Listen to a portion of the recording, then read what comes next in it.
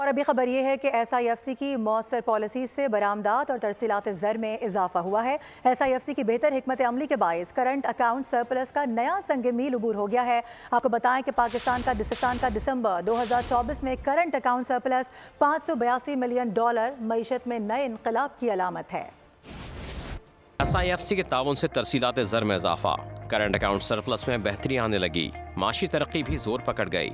खुसूसी सरमायाकारी सहूलत कौंसिल के ताउन और बेहतर हिकमत अमली के बायस पाकिस्तान का करंट अकाउंट सरप्लस दिसंबर 2024 में 109% के इजाफे के साथ $582 मिलियन तक पहुँच गया है। पाकिस्तान का मजमूई करंट अकाउंट सरप्लस जुलाई से दिसंबर के दौरान 1.21 बिलियन तक रहा, जबकि करंट अकाउंट सरप्लस तरसीलात ज़र में इजाफे के साथ साथ तिजारती तवाज़ुन में बेहतरी का नतीजा भी करार दिया गया है। रिपोर्ट के मुताबिक वर्कर्स की तरसीलात ज़र दिसंबर 2024 में $3.79 अरब रहा, जबकि दिसंबर 2024 में पाकिस्तान की बरामदात।